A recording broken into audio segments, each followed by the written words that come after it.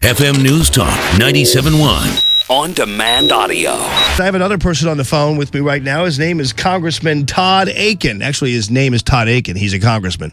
That's not your name, Congressman Todd Akin. It's Todd Akin, for crying out loud. You work hard for that name. How are you, my friend? I'm just doing very well this morning and thankful to be able to join you again, Jamie. Oh, I love this. I love this latest scandal, which is that some Democrat invaded one of your fundraisers or something and got a picture taken with you, and then suddenly it's like, look, I don't even know what they're trying to prove with this story, but I thought it was funny. Well, you got an awful lot going on when you're just, whatever it is, 5 or 6 weeks away from the question as to who's going to be running the U.S. Senate. Is it going to be more Washington, D.C., or is it going to be more freedom? That's the choice.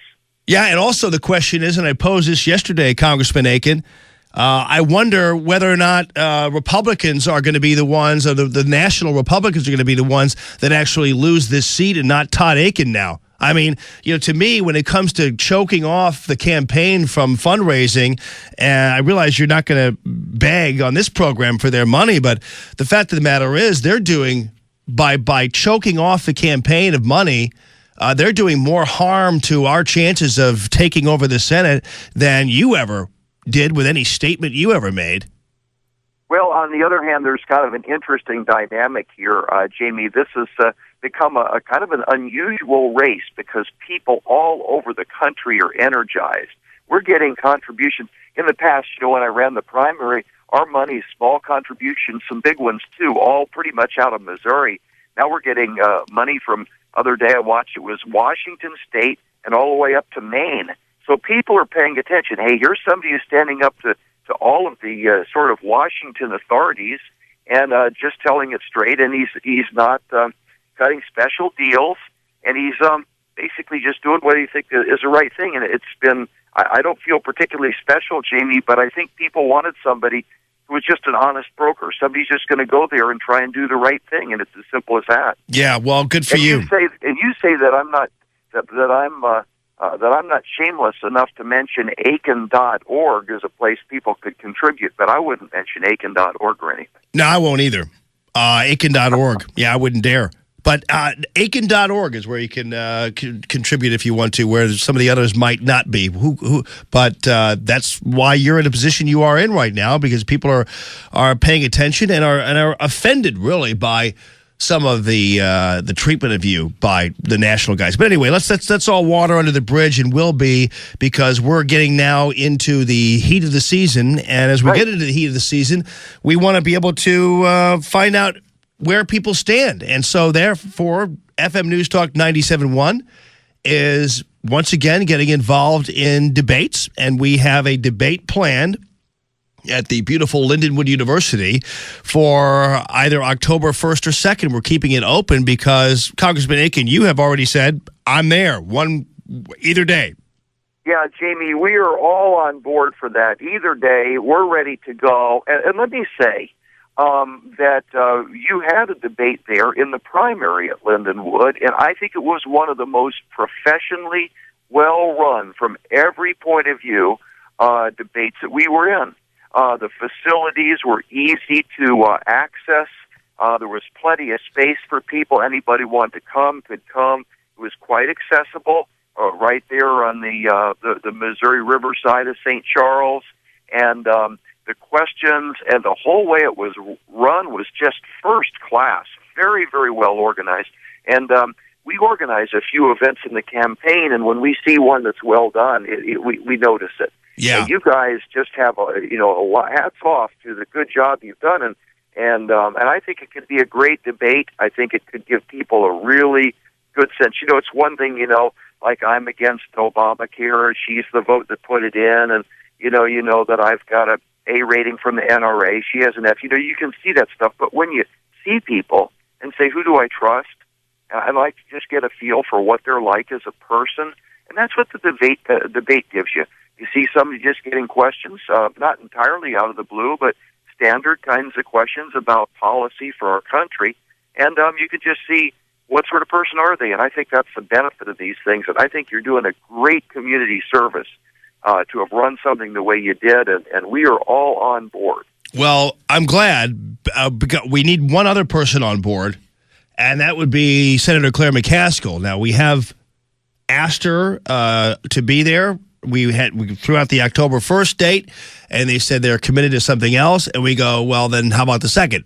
And they're like, so now they're mulling that over. So we'll see how far we go here. But we're waiting for an okay from Senator Claire McCaskill, and then we'll have a debate. So we appreciate you committing to it, and we just have one other shoe to fill.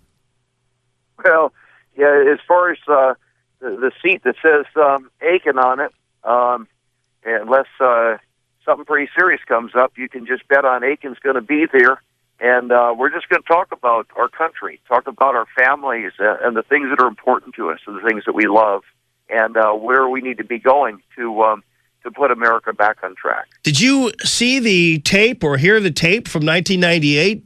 President Obama, it was nothing new to many of us. We knew he was a wealth redistribution addict, but to hear it on tape really, I think, ought to fire some people up. Well, what struck me was the rather candid interview with Joe the plumber. And just very direct, saying, hey, I know you're working hard for your money, and we'll relieve you of it and give it to a lot of other people. And I think that there's a difference between a safety net and basically a Washington web of entanglement. And it seems like that's where we're going.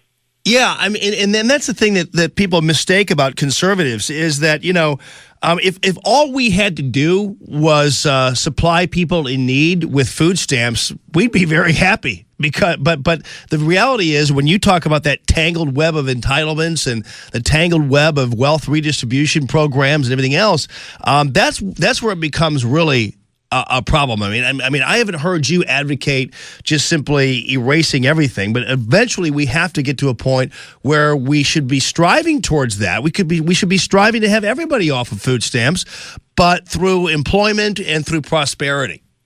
Well, that's exactly right. The thing, that tangled web is not just to things like the food stamp programs that have grown 45% in the last few years, but it's also a tangled web that's destroying freedom. The people who run businesses in this country know what I'm talking about. You've got these different administrative agencies, and they'll clip you this many $1,000 because you didn't fill out a box right on some form, and somebody comes by your plant, and they're bound and determined to find something so they can find you 10 or 15 or 20,000 bucks. And what's going on now is people are leaving the end off of an extension cord and putting it out in plain sight so these people can find things so that so they know they're going to get fined for something that's easy to fix. And this is so tremendously widespread. And what you're seeing is a combination of agencies and rules and regulations and presidential decrees and all of these sort of other things that combine together that to just basically choke off freedom. And when you choke off freedom, you're also choking off prosperity, and you're just making all of our worlds a little bit harder to live in for people.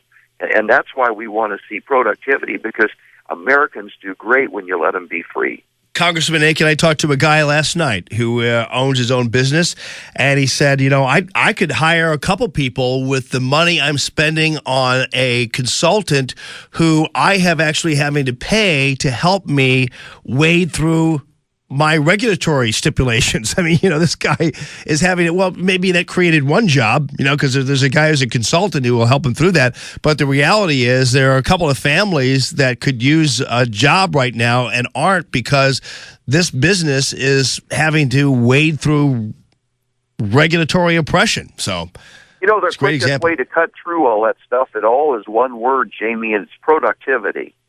Businessmen understand that. You want things to be productive. We understand it intuitively. We got a day to live. We want to live it wisely, use our time wisely, get as much done as we can. And so all of those government regulations and red tape, what they do is they get in the way of America being able to run our race.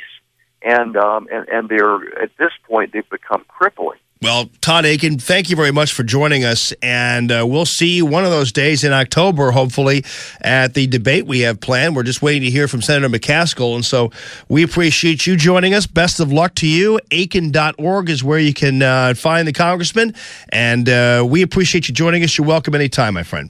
Jamie, it's always a treat to join you. I appreciate your getting a good straight shot in the news out for so many people, and I'm looking forward to seeing you, if not sooner, on the 1st or 2nd at that debate. All right. Todd Akin, thank you very much. You have a great rest of your day, my friend.